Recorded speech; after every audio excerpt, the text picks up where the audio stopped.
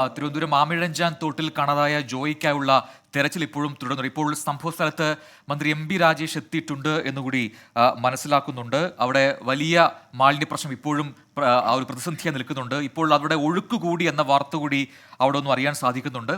എന്തായാലും അഴുക്കുചാലിലൂടെ ശക്തമായ വെള്ളം പമ്പ് ചെയ്ത് മാലിന്യം പുറന്തള്ളാനുള്ള ശ്രമവും ഇന്ന് വിജയം കാണാതെ പോവുകയും ചെയ്തു.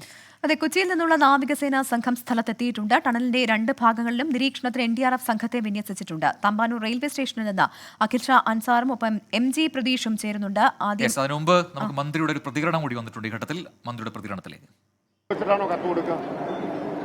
ഹൈക്കോടതി പറഞ്ഞ കാര്യങ്ങളെങ്കിലും മനസ്സിലാക്കണ്ടേ? ആരാണിത് പറഞ്ഞതെന്ന് എനിക്ക് അറിഞ്ഞൂടാ, ഏത് ഉദ്യോഗസ്ഥനാണ് എന്നുള്ളത് എനിക്ക് അറിഞ്ഞൂടാ. ഹൈക്കോടതി പറഞ്ഞ കാര്യമുണ്ട്, കൺട്രോളറിന്റെ ഓഡിറ്റർ ജനറൽ പറഞ്ഞ കാര്യങ്ങളുണ്ട്, രേഖകൾ അനവധിയുണ്ട്.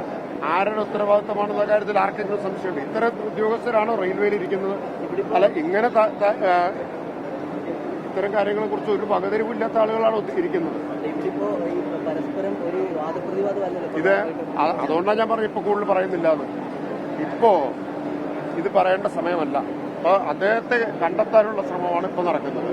അത് നടക്കട്ടെ, ബാക്കി കാര്യങ്ങൾ അതിന് ശേഷം പറയാം.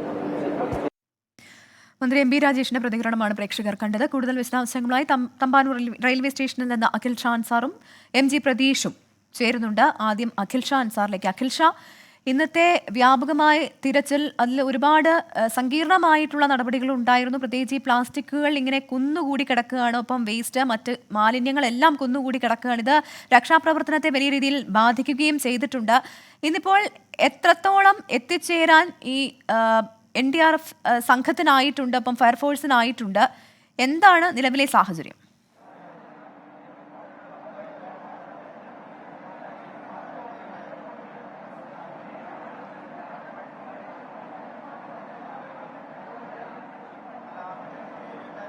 പ്രവിത, അതിലേക്ക് വരുന്നതിന് മുമ്പ് അല്പസമയം മുമ്പാണ് MB രാജേഷ് മാധ്യമങ്ങളെ കണ്ടത്. മന്ത്രി MB രാജേഷ് അദ്ദേഹം പറഞ്ഞൊരു കാര്യം, ഈ സംഭവം എവിടെയാണ് നടന്നതെന്നും ഇത് ആരുടെ ഭൂമിയാണെന്നും നമുക്കൊക്കെ അറിയാവുന്നതാണ്. അതായത് റെയിൽവേയുടെ അധീനതയിലുള്ള ഒരു സ്ഥലത്താണ് ഇത്തരത്തിലൊരു സംഭവം നടന്നതെന്നുള്ള കാര്യം ആദ്യം തന്നെ അദ്ദേഹം വ്യക്തമാക്കുന്നു. മറ്റൊന്ന്, ഇത്തരത്തിൽ പലതവണ ഈ മാലിന്യം ഒഴിവാക്കണം അല്ലെങ്കിൽ മാലിന്യം മാറ്റണം എന്നാവശ്യപ്പെട്ട് നഗരസഭ കത്തയച്ചിരുന്നു. ആ കത്ത് ഉൾപ്പെടെ പുറത്തു വന്നു.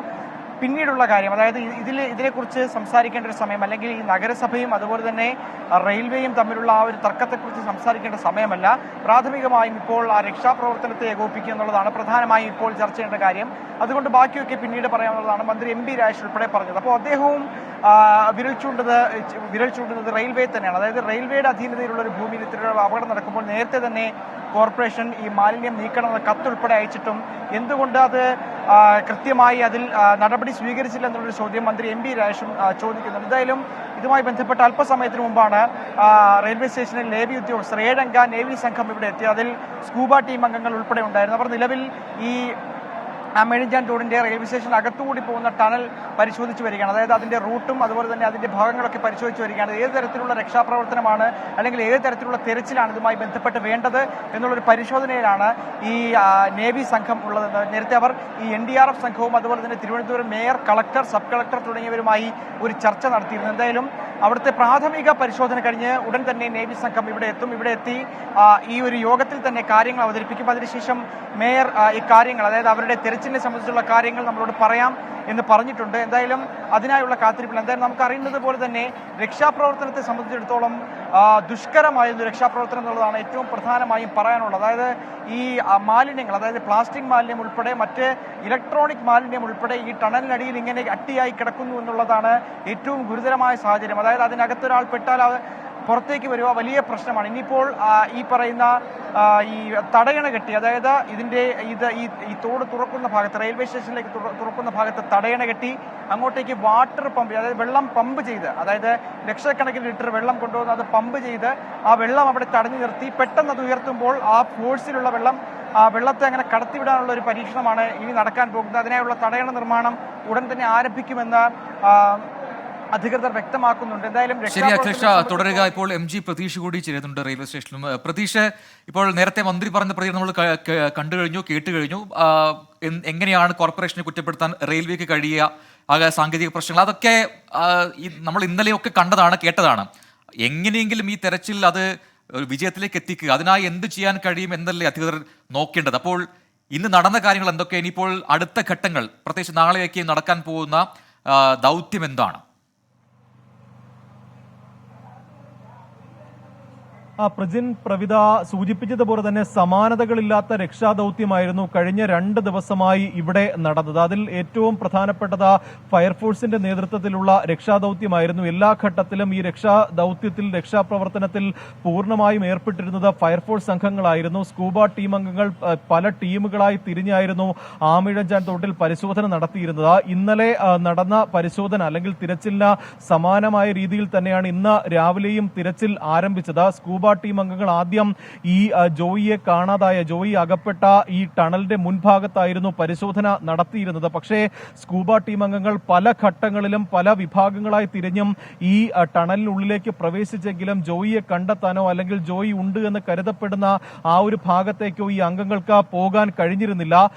അതിനുശേഷം ഈ രാവിലെ തന്നെ ഈ റോബോട്ടിക് സാങ്കേതിക വിദ്യ ഉപയോഗിച്ചുകൊണ്ടുള്ള വലിയ പരീക്ഷണങ്ങൾ നടന്നിരുന്നു. ആ ഘട്ടത്തിലാണ് ഒരു ചെറിയ സൂചന അല്ലെങ്കിൽ ഒരു പുരോഗതി എന്ന രീതിയിൽ ഒരു കാര്യം ഈ റോബോട്ടിക് സാങ്കേതിക വിദ്യയിലൂടെ പറഞ്ഞത്. അതായത് ഒരു മനുഷ്യ ശരീരത്തിന്റെ ഒരു ഭാഗം ഈ ക്യാമറ കണ്ണുകളിൽ കണ്ടു എന്നുള്ളൊരു സൂചന ലഭിക്കുന്നു. അപ്പോൾ ഏതെങ്കിലും തരത്തിൽ ഈ രക്ഷാദൌത്യത്തിൽ ഒരു പുരോഗതി ഉണ്ടാകുമെന്ന് വലിയ പ്രതീക്ഷയുണ്ടായിരുന്നു. അങ്ങനെ സ്കൂബ ടീം അംഗങ്ങൾ വീണ്ടും പല ടീമുകളായി തിരിഞ്ഞ് മണിക്കൂറുകൾ ഈ സ്ഥലത്ത് പരിശോധന നടത്തി.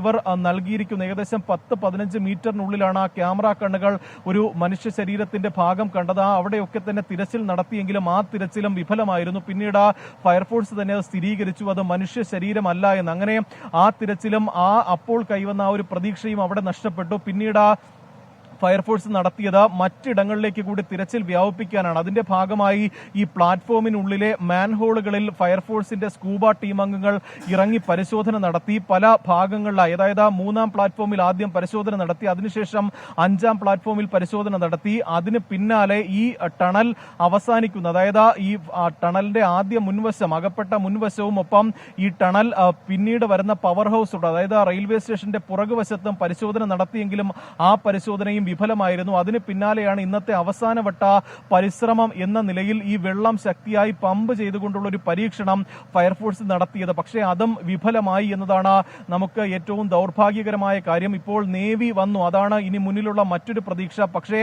അത്രത്തോളം വിദഗ്ധരായ കഴിഞ്ഞ 2 ദിവസമായി ഫയർഫോഴ്സ് ഉദ്യോഗസ്ഥർ ചെയ്തിട്ടും അല്ലെങ്കിൽ അത്രത്തോളം മുങ്ങിത്തപ്പിയിട്ടും കിട്ടാത്ത എന്തെങ്കിലും തരത്തിലൊരു പുരോഗതി, ഒരു പ്രതീക്ഷ ഈ നേവി സംഘം നടത്തുന്ന തിരച്ചിൽ കിട്ടുമോ എന്നതാണ് എല്ലാവരും ഉറ്റുനോക്കുന്നത് കാര്യം. ഞാനിപ്പോൾ ഉള്ളത് തിരുവനന്തപുരം റെയിൽവേ സ്റ്റേഷന്റെ പുറകുവശത്താണ്. അതായത് ഇന്ന് വൈകിട്ട് ഏറ്റവും കൂടുതൽ പരിശോധനകൾ നടന്ന ഒരു സ്ഥലം കൂടിയാണ്. അതായത് ഈ ജോയി അകപ്പെട്ട ആ ആമയിഴഞ്ചാൻ തോടിന്റെ മുൻഭാഗം, ആ ടണൽ ആരംഭിക്കുന്ന ദൃശ്യങ്ങൾ നമ്മൾ പലപ്പോഴായി കണ്ടതാണ്. നമ്മൾ ഈ ദൃശ്യങ്ങളിൽ കാണുന്നതാണ് അതിന്റെ പിൻഭാഗം. അതായത് ആ വെള്ളം ആ ടണലിൽ കൂടി ആമയിഴഞ്ചാൻ തോട് പ്രവേശിച്ച് നമ്മൾ ഈ ദൃശ്യങ്ങളിൽ കാണുന്ന ഈ പിൻഭാഗത്തെ ടണലിൽ കൂടിയാണ് ആമയിഴഞ്ചാൻ തോട് കടന്നു പോകുന്നത്.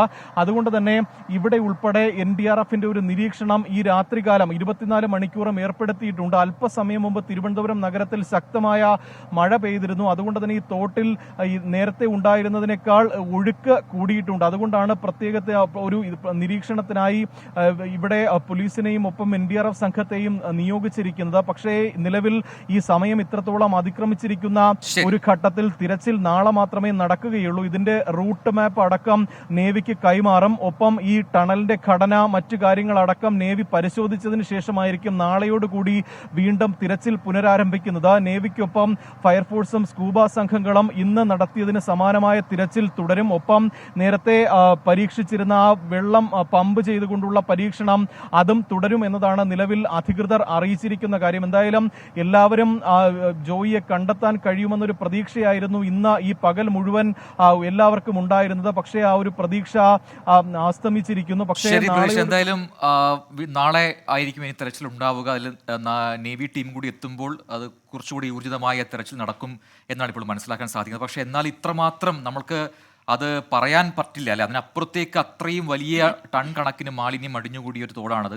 അതിനിടയിൽ എവിടെയോ കുടുങ്ങിക്കിടക്കുന്നുണ്ട് ജോയ് എന്നാണ് മനസ്സിലാക്കാൻ സാധിക്കുന്നത്. പക്ഷെ അങ്ങോട്ടേക്ക് എത്താൻ പറ്റാത്തതാണ്. മാത്രമല്ല റെയിൽവേ കൊടുത്ത ബ്ലൂ പ്രിന്റ് അനുസരിച്ചൊന്നുമല്ല അതിൽ തിരച്ചിൽ നടത്തുമ്പോൾ ആ രീതിയിലല്ല അതിന്റെ ശരിക്കുള്ള ഘടന എന്നാണ് മനസ്സിലാക്കുന്നത്. അതുകൊണ്ട് എത്രത്തോളം സങ്കീർണമാണ് ഈ തിരച്ചിൽ എന്നുള്ളത് നമുക്ക് പറയാൻ പോലും പറ്റാത്ത അത്രയും ആണ്. അതുകൊണ്ട് അദ്ദേഹത്തെ കണ്ടെത്താനുള്ള അവസാന ശ്രമം വരെയും ഇത് തുടർന്നുകൊണ്ട് പോകുമെന്നാണ് അധികൃതർ പറയുന്നത്. പക്ഷെ അതേസമയം തന്നെ ഈ റെയിൽവേയും കോർപ്പറേഷനും തമ്മിലുള്ള വാദപ്രതിവാദങ്ങളും മറ്റൊരു തർക്കവും ഭാഗത്ത് ഒക്കെ നടക്കുന്നുണ്ട്. മറ്റൊരു അപ്പോൾ അതിലൊക്കെ ഭാഗത്ത് വരും നടക്കുന്നുണ്ട്. ദിവസങ്ങളിൽ പ്രതികരണങ്ങൾ ഉണ്ടാവുകയും ചെയ്യും. എന്തായാലും കഴിഞ്ഞ 34 മണിക്കൂറായി നമ്മൾ ഈ വാർത്തയ്ക്ക് പിന്നാലെ ഉണ്ട്. നമ്മളെല്ലാവരും ഒരുപോലെ പ്രതീക്ഷിക്കുന്നുണ്ട് ജോയിയെ കണ്ടെത്താൻ കഴിയണമേ എന്ന്. പക്ഷെ അത് കഴിയുന്നില്ല, അത് പ്രതിസന്ധിയായി നിലനിൽക്കുകയാണ്. അപ്പോൾ മറ്റു വാർത്തകളുണ്ട്. നമുക്ക് വാർത്തകളെ മാറ്റി നിർത്താൻ പറ്റില്ല. നമ്മുടെ മനസ്സിനെ വളരെ അലോസരപ്പെടുത്തുന്ന ഒരു വാർത്തയാണ് ജോയി ഈ രീതിയിലുള്ള അപകടത്തിൽപ്പെട്ട വാർത്ത.